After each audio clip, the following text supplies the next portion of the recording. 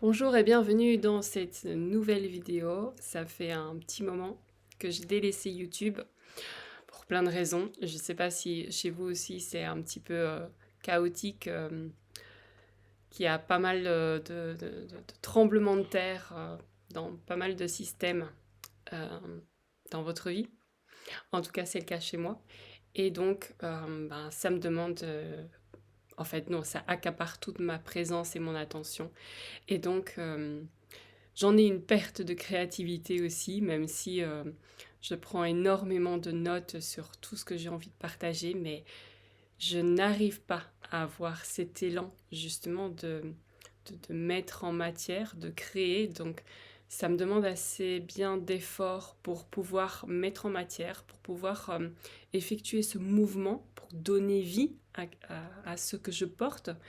Je sais que de toute façon, ça fonctionne par cycle. Donc, si vous passez aussi par cette phase, ne pensez pas que cela est définitif, que peut-être vous aurez de nouveau encore d'énormes difficultés pour pouvoir remettre du mouvement dans votre vie. Mais c'est juste un passage.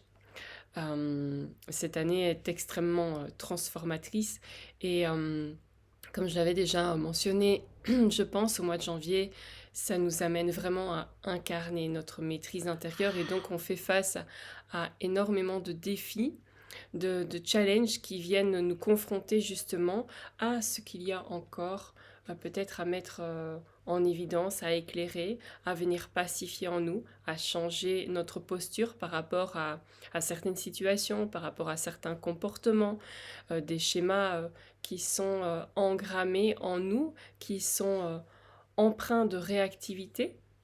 Et donc ça nous demande pas mal de présence, énormément de présence à soi-même. Et donc on est invité à être présent dans sa vie. Donc aujourd'hui, je fais cette vidéo pour vous présenter le livre sur les 5 consciences euh, que j'ai euh, que j'ai sorti il y a déjà 2 semaines. Je l'ai publié il y a 2 semaines, mais je ne fais la vidéo qu'aujourd'hui parce que justement, je bloquais au niveau de la communication. Donc, comme je viens de le dire, pouvoir sortir ce qu'il y a à dire est très compliqué en ce moment, pour moi en tout cas. De mettre en mots, de structurer, c'est vraiment très compliqué. Il y a un énorme flou. Donc, je reviens beaucoup à du concret, à de la matière. Donc, j'ai beaucoup plus facile de me concentrer sur la création pour le moment de livres. Et c'est vraiment mon focus en ce moment parce que c'est beaucoup plus concret. Euh,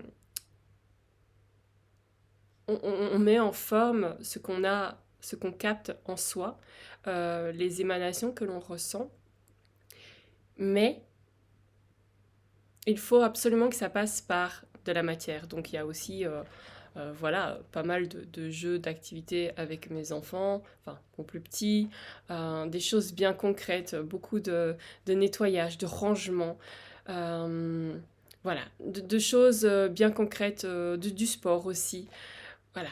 Et il y a eu pas mal aussi de problèmes de santé, donc qui amènent à se reconnecter à son corps et à être vraiment attentif aux signaux.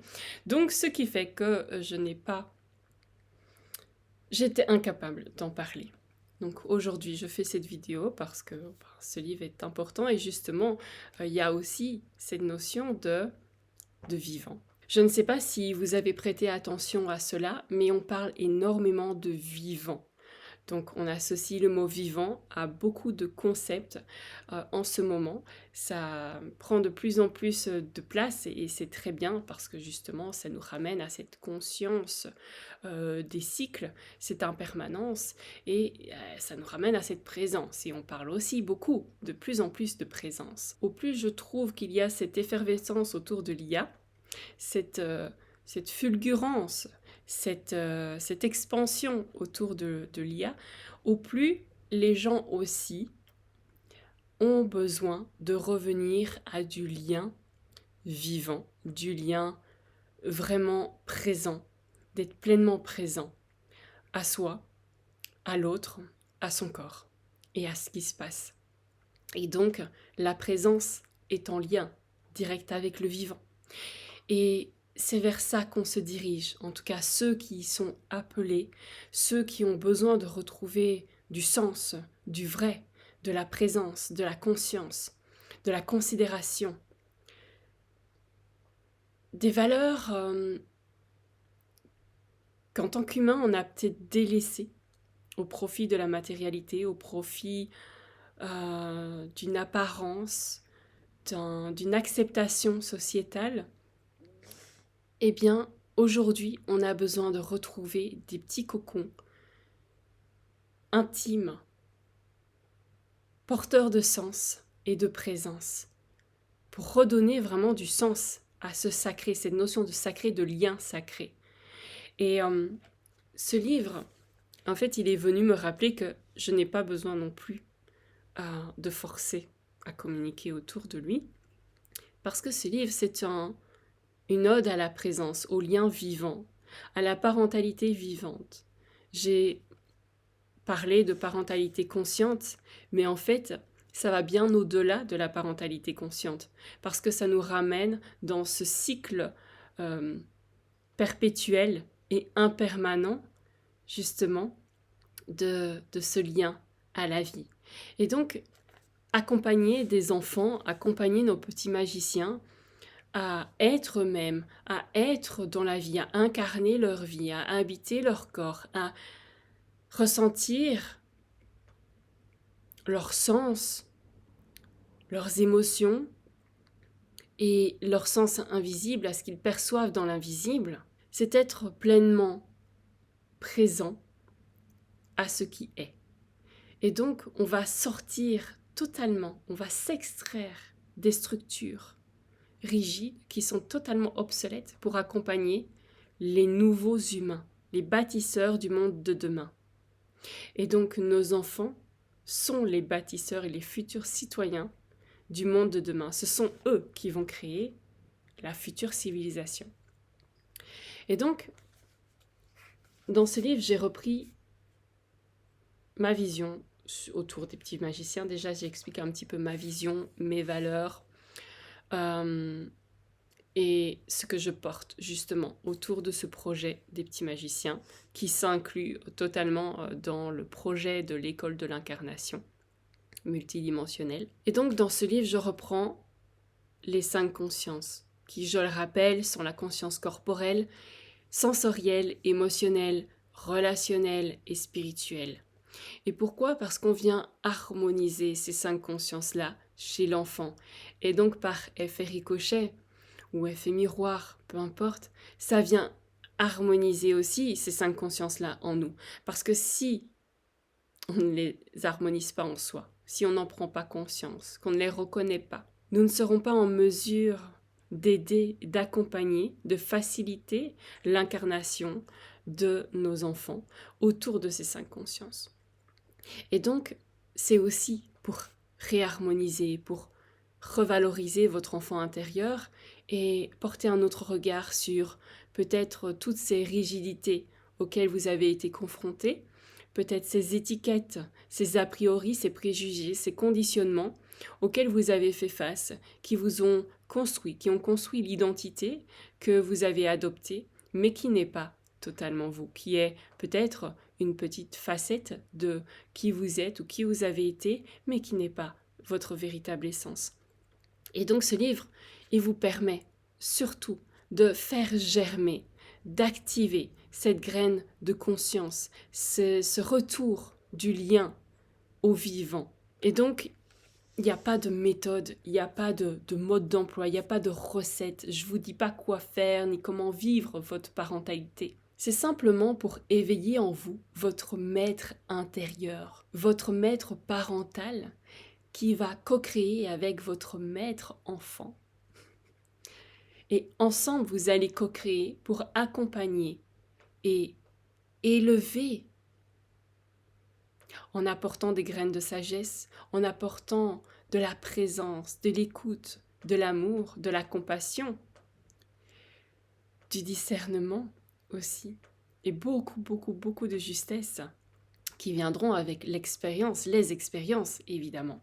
Ça vient pas tout seul, il faut le mettre en pratique.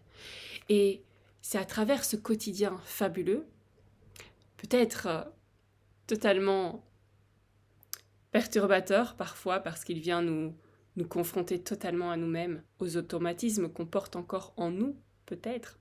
Et puis à tous ces il faut, à tous ces je dois, à toutes ces obligations, à tous ces fils invisibles qui nous tiennent comme des marionnettes et qui dirigent un petit peu notre vie, à notre insu, évidemment.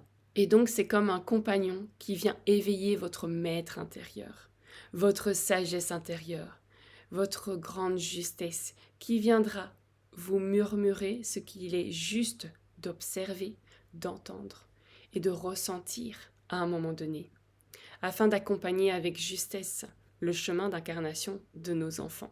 Que vous soyez parents, grands-parents, accompagnants, peu importe, ce livre est pour tout le monde, parce qu'il vient vraiment éveiller des portes intérieures pour ouvrir notre conscience vers cette reconnexion à ce lien au vivant. Ce livre, il comprend des jeux, des pratiques, des rituels, parfois, pour pouvoir conscientiser, ressentir surtout ce que ce chapitre, cette notion, ces idées, cette conscience-là viennent activer en vous, viennent éveiller en vous. Et pour harmoniser aussi les 5 consciences en soi, il y a différentes propositions de jeux, de pratiques, d'activités à faire avec votre enfant pour pouvoir prendre conscience de comment interviennent et se présentent ces consciences-là dans votre vie et en vous. Parce que comme ça, vous serez beaucoup plus attentif à l'émergence de ces consciences-là quand elles se présenteront dans votre vie, dans vos relations aux autres. Ça vous permettra d'être plus alerte, plus éveillé pour pouvoir agir de la meilleure des façons en fonction de vos aspirations personnelles. À la suite des chapitres sur les 5 consciences, vous retrouverez aussi un conte et sa version audio sous forme de QR code qui vous donneront accès à une vidéo YouTube que vous pourrez écouter avec votre enfant. Et j'ai également mis quelque chose de très spécial, c'est sur cette notion de lien dans notre accompagnement. Quelque chose qui sera aussi mis en évidence dans mes prochains partages, parce que justement, comme on se dirige vers ce retour au lien, vers ce retour à la présence, on va avoir besoin de ressources, on va avoir besoin d'outils, d'être guidé, même si vous pouvez être parfaitement guidé sans tout ça, juste en écoutant votre voix intérieure, mais bien souvent nous avons besoin d'intermédiaires avant d'arriver à pouvoir se faire confiance, avant de pouvoir arriver à écouter pleinement ce qui est juste dans l'instant, sans réfréner justement ces élans, parce que l'extérieur ne valide pas, parce qu'il n'y a pas assez de ressources qui viennent confirmer cela, parce qu'il n'y a pas assez de personnes qui viennent confirmer cela, mais juste parce que nous, on ressent que c'est juste dans l'instant. C'est comme un parent un parent connaît bien son enfant. Quand il vit au quotidien avec son enfant, il le connaît bien.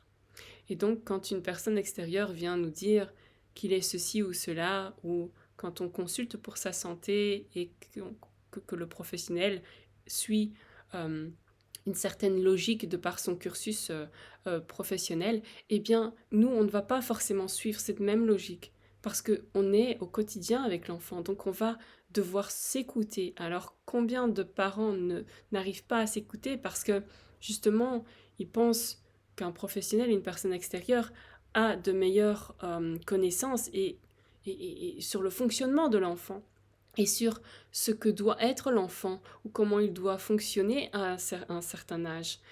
Et combien on ne rencontre pas de cas justement où les parents ne se sont pas écoutés et où ils ont mis de côté leur intuition par rapport à ce que leurs enfants pouvaient vivre et se sont confrontés à plusieurs problèmes, à d'autres problématiques où qui ont été un petit peu déviés de par le chemin imposé par les personnes extérieures qui étaient considérées comme des experts justement.